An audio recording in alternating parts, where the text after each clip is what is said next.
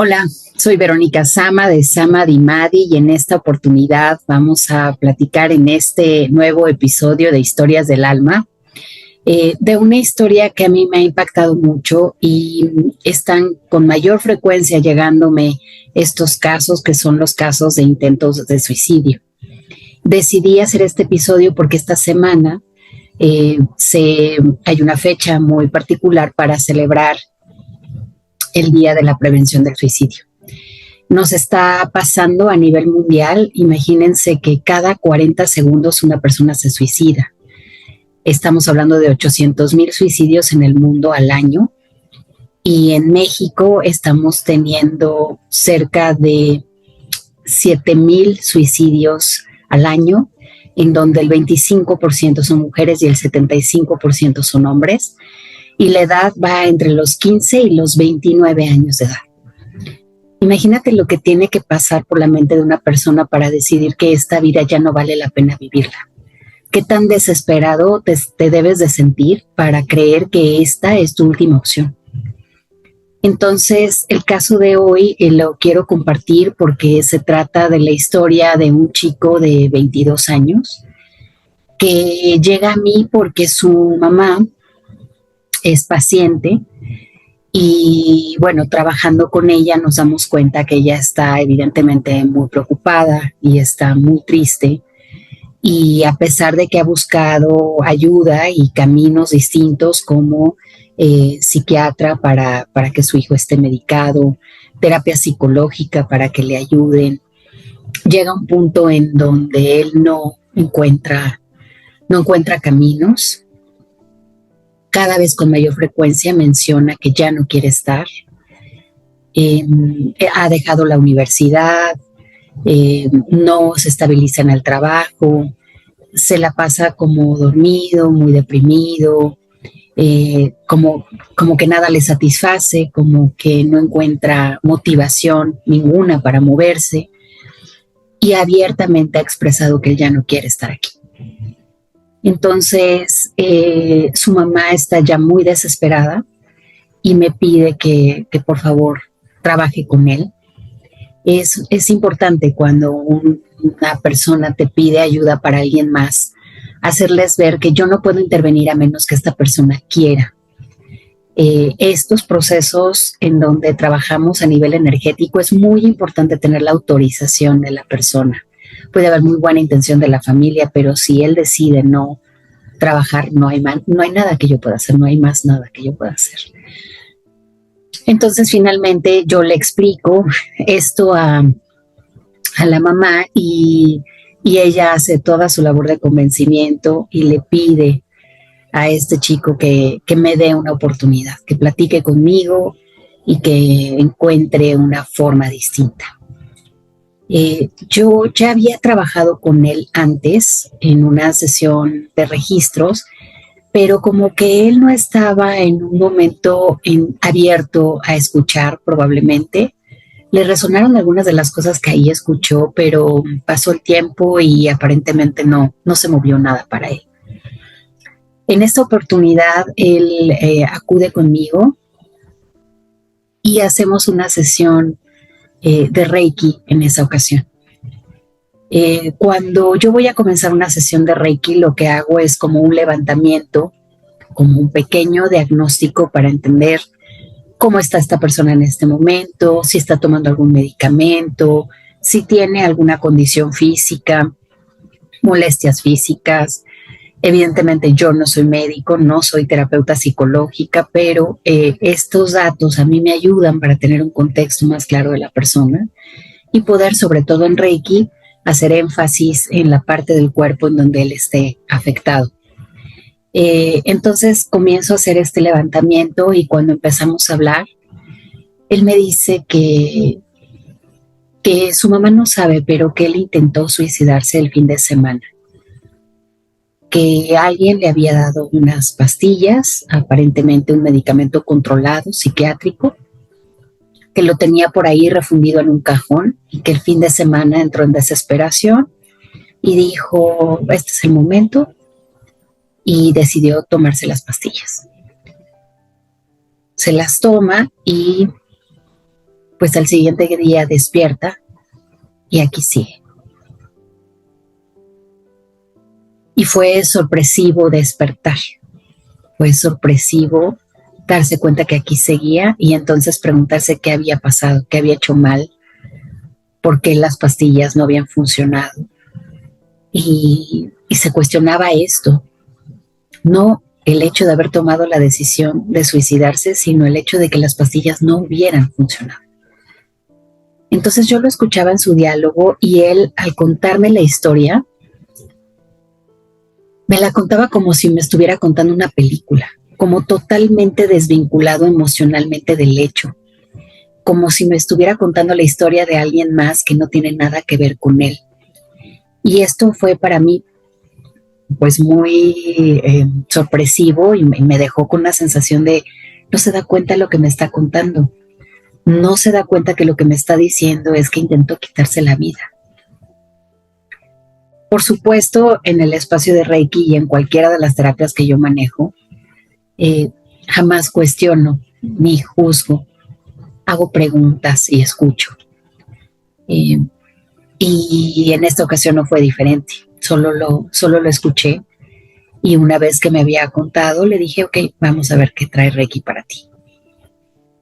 Entramos entonces en la sesión de Reiki y él recibió una serie de revelaciones. Hubo presencia de su abuela que había fallecido años atrás, una figura muy importante para él porque era la figura prácticamente que lo cuidaba mientras mamá trabajaba. Él viene de una familia, de una pareja que se separó y pues bueno, estaba también como el duelo de la separación de sus padres y la pérdida de la abuela. Se revela toda esta información y yo me doy cuenta energéticamente que él no quiere crecer. Me doy cuenta que el dolor de la pérdida de su abuela lo ha estancado en la edad a la que la perdió y no tiene la capacidad de crecer y se sigue comportando como un niño. Un niño que quiere llamar la atención, un niño que quiere ser visto, un niño que quiere ser arropado, un niño que quiere ganar seguridad a través del otro. Termina la sesión de Reiki y él refiere que se siente muy descansado, muy ligero, que se durmió un rato y que vinieron algunos pensamientos y algunas emociones y nada más. Él pensó que ahí terminaba todo y entonces yo le pregunto que si él quiere saber lo que yo percibí, que si quiere conocer más o menos lo que yo alcancé a ver. Me dice que sí y le empiezo a revelar todo esto. Y yo recuerdo que los ojos de él solo se abrían como diciendo, ¿cómo sabe eso? ¿Por qué sabe eso? ¿No? Y le hizo mucho sentido cuando le dije, es que no quieres crecer, te está costando trabajo crecer. Y está bien, no te preocupes, vamos a encontrar la forma en la que tú decidas crecer. En ese momento fue como cuando pudo darse cuenta de lo que había hecho. Y en ese momento dijo, no puedo creer lo que intenté hacer y no puedo creer que haya fallado y que yo siga aquí. Yo lo tomo como la señal, me decía, de que creo que debo cuidarme, creo que debo quedarme y necesito que me ayudes. En ese momento acordamos empezar ahora con un programa de coaching que tiene un propósito completamente diferente. Mientras en Reiki lo que buscamos es equilibrar la energía, ir a la causa raíz de la situación que le aqueja, que pueda recibir información, que equilibre de nuevo su energía. En el programa de coaching es un programa que ya trabajamos con lo terrenal, con lo material, en este plano para ser funcionales. Entonces acordamos empezar el programa de coaching y así lo hicimos. Él decidió hacerlo presencialmente y semana a semana nos empezamos a reunir para poder empezar a trabajar fuerte en su caso. En la primera sesión él venía distinto, venía pues un poco más sonriente, tranquilo, expectante. Él me decía en la primera sesión de coaching, pues no sé muy bien a qué vengo, pero la verdad es que confío en ti. Después de lo que me dijiste, confío en ti y quiero avanzar. Y realmente ese, además de que es un privilegio para mí, esa es la actitud que yo necesito en alguien que quiera hacer un cambio real. Porque hay personas que dicen querer, pero que cuando empiezan el proceso lo sabotean o lo dejan a la mitad o se resisten o se dan cuenta que les va a requerir un esfuerzo que tal vez emocionalmente no están listos para hacer. Y ahí es cuando a veces abandonan el programa porque no tienen la motivación suficiente o el compromiso suficiente para estar bien. Pero yo creo que en el caso de este chico, él ya había tocado fondo y él se daba cuenta que si no era en este momento, era muy fácil que pudiera caer en el mismo bache de nuevo. Así que se comprometió semana a semana, estuvo trabajando ahí en el proceso de coaching. Primero identificamos cómo se encontraban todos los ámbitos de su vida y él se dio cuenta de dónde estaban las áreas más grises. Y normalmente la misma persona elige en qué ámbito de la vida quiere empezar a trabajar y mi sugerencia siempre es, empieza a trabajar en aquel ámbito que creas que si mejoras va a impactar en los demás. Y trabajamos en varios ámbitos, ¿no? Trabajamos, por supuesto, la parte de emocional, la parte del trabajo o estudio, depende de la edad que tengan, la parte de pareja, familia, amigos, diversión, finanzas, desarrollo espiritual. Y entonces vamos haciendo un recorrido en esta rueda del bienestar para identificar cómo se encuentran y empezar a dotar de herramientas prácticas para que empiece a cambiar aquellas cosas que hoy se da cuenta que no le funcionan o que ya no quiere estar ahí.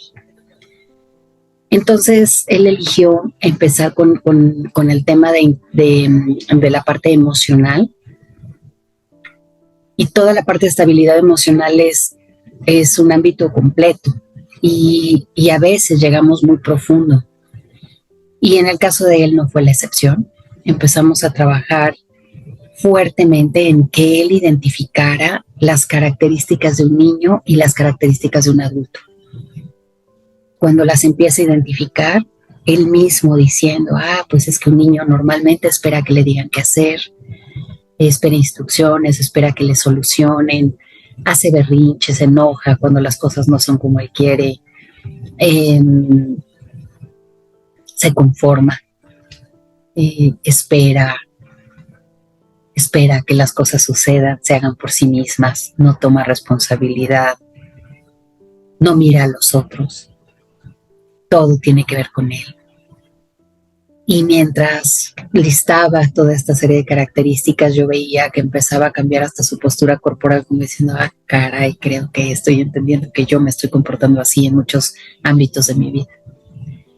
Y entonces le pido hacer lo contrario. Ahora descríbeme cómo actuaría un adulto en tales circunstancias. Y empieza con este diálogo en donde ahora me platica, no, pues es que un adulto entiende que las cosas son así, toma el control, toma responsabilidad, si es capaz de cambiarlas, las cambia, si no entiende que no era ese el camino y busca alternativas,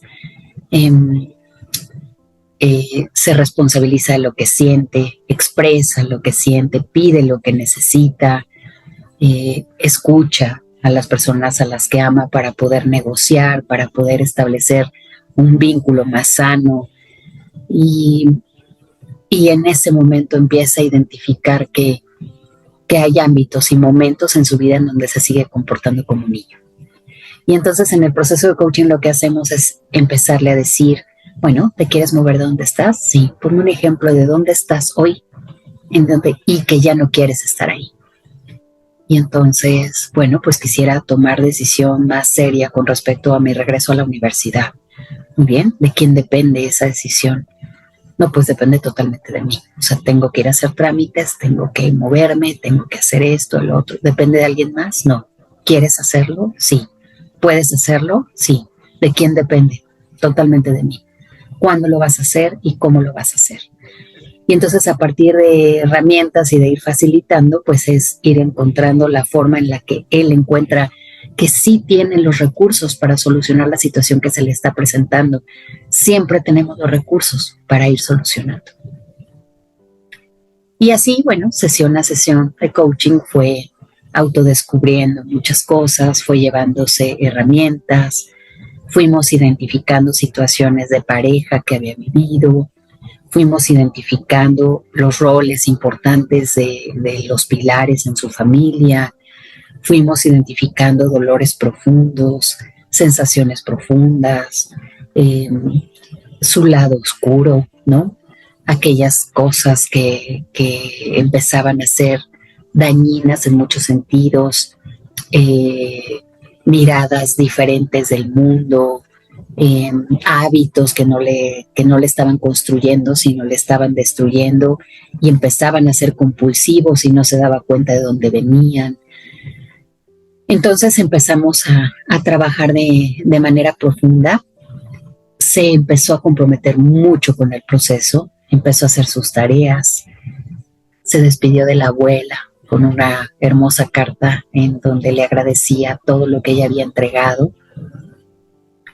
Le agradecía haberlo cuidado y haberle permitido quedarse en esta vida. Y empezó a trabajar en su propia seguridad, en ganar seguridad en él mismo, en su apariencia, en la toma de decisiones, en la forma en la que se presenta al mundo, en la forma en la que se relaciona con los otros y en la forma en la que va construyendo la vida. Hubo un momento muy específico en el coaching en donde él entendió que la vida la llevaba él y que hasta hace poco tiempo creía que él era víctima de las circunstancias y era la vida la que lo llevaba. Entonces ese momento en donde él se da cuenta, es que resulta que esto sí depende de mí, es que resulta que sí puedo hacer cosas yo y tengo que hacer las cosas yo para construir la vida como yo la quiero. Hubo mejoría en la forma de relacionarse con su entorno cercano, hubo mayor estabilidad en el trabajo, regresó a la universidad, empezó a ser como más consciente y más responsable de lo que sentía y de cómo esto que sentía tenía la capacidad de expresarlo abiertamente sin temor al rechazo, a la burla o a ser juzgado. Encontró esa fuerza necesaria en su interior para defender sus puntos de vista, respetando el punto de vista de los otros y comprendiendo que lo único que se necesita es ser tolerante y respetuoso para que las relaciones se puedan ir construyendo.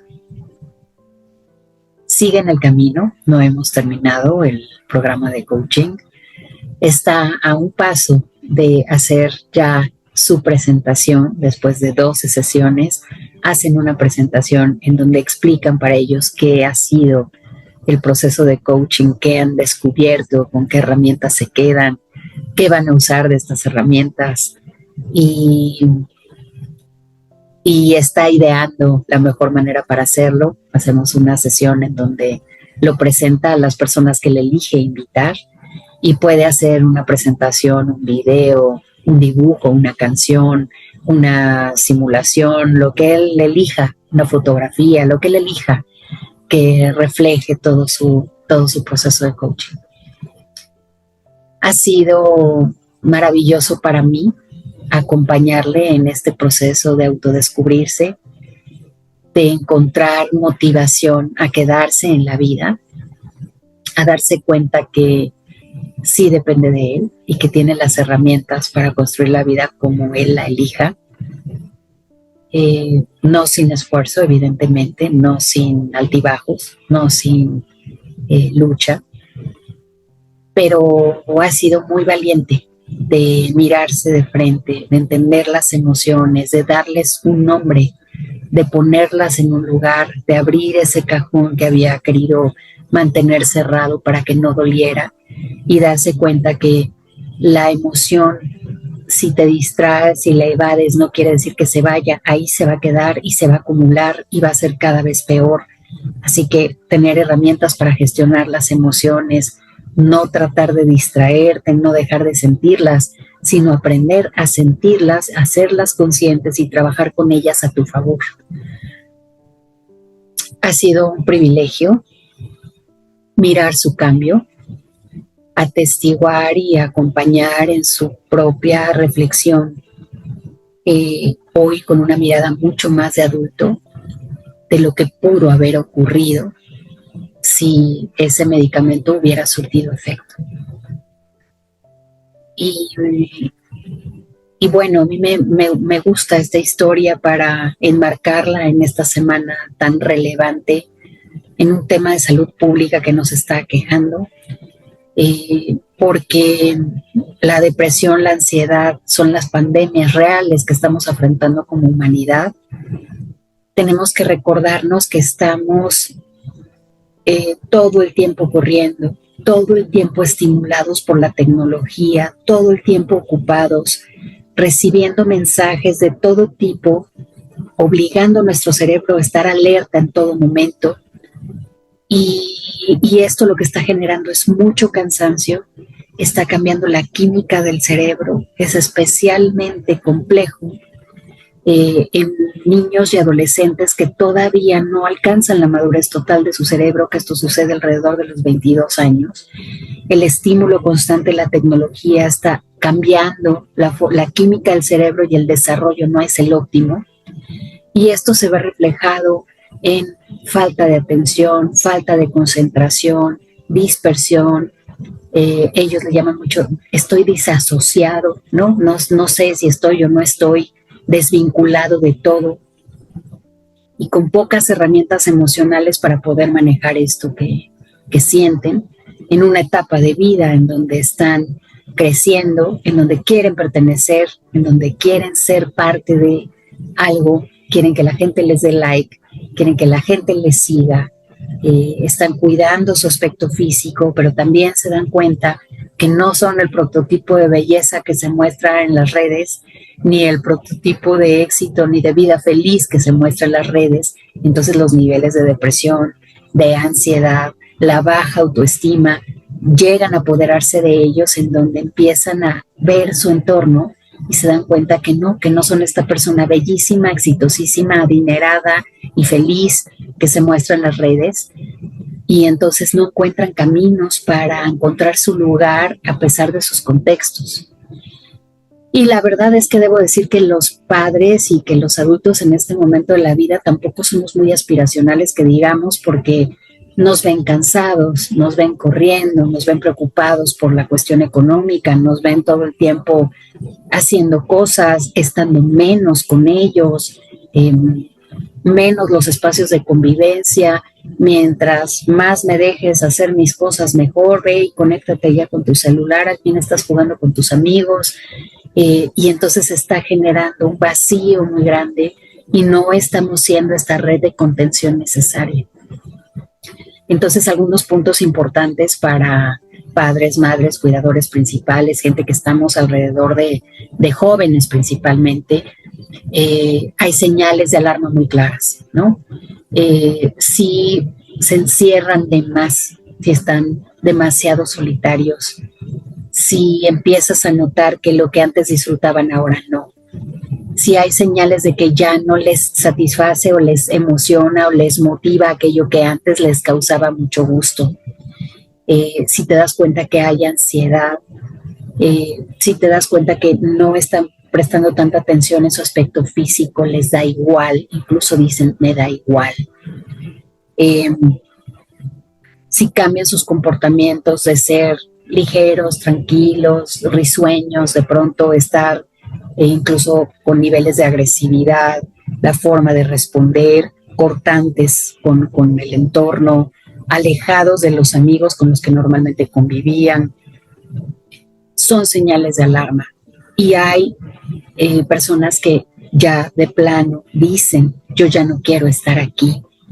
Busca ayuda, no permitas que esto avance.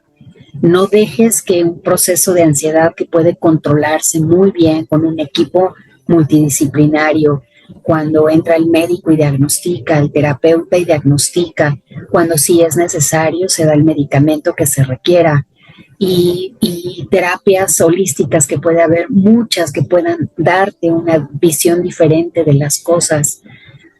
Cuando hay este equipo de acompañamiento, cuando tu familia está ahí, cuando se dan espacios de convivencia real, no convivencia en donde cada quien está en su celular y estamos comiendo juntos, sino converso contigo, me entero qué te gusta, qué estás haciendo, qué te preocupa, qué te duele, con quién te juntas, qué haces, qué quieres hacer después, qué quieres que hagamos el fin de semana. Estos espacios de convivencia que estamos perdiendo por el acelere de la vida y porque estamos preocupados todo el tiempo por tener los recursos según nosotros para dotarles una vida mejor que la que nosotros tuvimos, y en este preocuparnos por eso nos estamos distanciando de ellos para escuchar lo que nos están pidiendo a gritos, que es atención.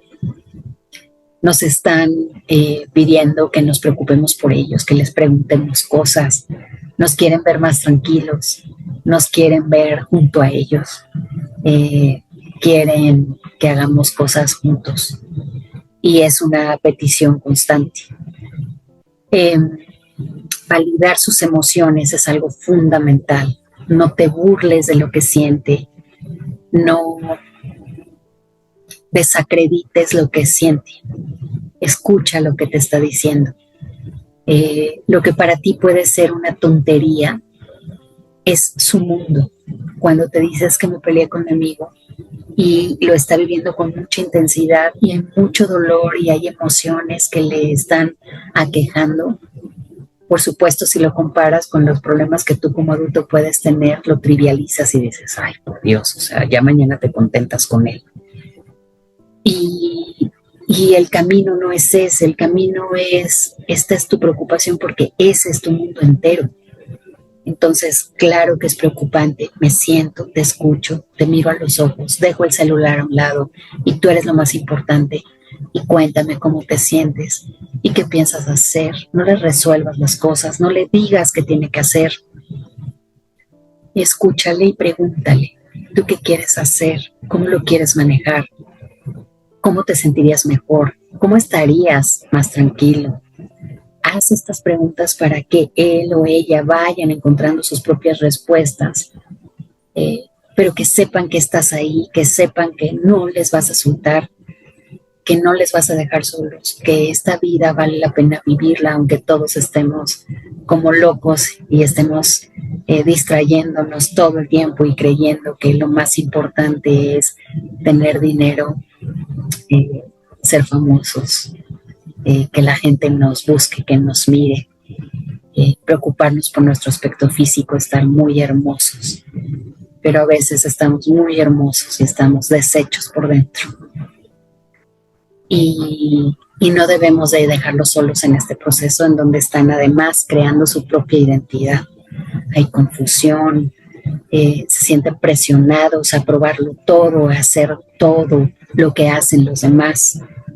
Y bueno, nosotros en nuestra propia época y en nuestra propia adolescencia lo vivimos, pero muy distinto. Las influencias hoy de las redes y el acceso a la información es tan amplio que están intentando cosas riesgosas a menor edad sin medir las consecuencias y sin el respaldo de los adultos para contenerlos y ayudarles a discriminar entre las cosas que vale la pena probar, experimentar y hacer, y aquellas que no, que te pueden dañar, que te ponen en riesgo. Y no desde el punto de vista moral, sino desde el punto de vista de un riesgo real. Entonces, bueno, hay mucho que hacer con respecto a la prevención del suicidio. Más acercamiento, más contacto humano. Hazles saber que son perfectos como son. Hazles saber que esta etapa de vida por la que están pasando, si es su adolescencia, su juventud temprana, está bien, están aprendiendo, están entendiendo quiénes son, se están equivocando, tienen que experimentar cosas, pero hazles preguntas para guiarlos y acompañarlos y recordarles que como son perfectos, que no traten de ser lo que los otros quieren que sean, sino que sean ellos mismos, en lealtad a ellos mismos, y que la tarea es conocerse cada vez más, descubrirse cada vez más, para gozar lo mucho que esta existencia sí tiene para ofrecer. Busquemos formas de que encuentren que la vida vale la pena vivirse.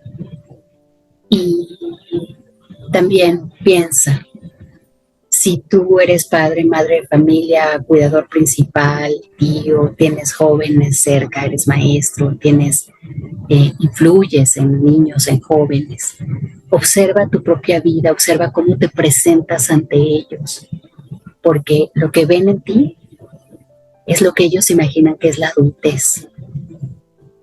Y es una responsabilidad muy grande hacerles ver que ser adulto es retador, que es cansado. Sostener la vida a veces es cansado, pero también es decirles que es la libertad de crear la vida como tú lo decides y que para ti va a ser única y perfecta como la construyes. Así que bueno, quise presentar este caso para hacer conciencia entre nosotros de la importancia de cuidar nuestra salud mental. Siempre, siempre, siempre puedes estar mejor. Busca ayuda. Hay muchísimos recursos. Busca a un médico que te diagnostique, a tu terapeuta para que te acompañe. Busca otro tipo de terapias que se complementen.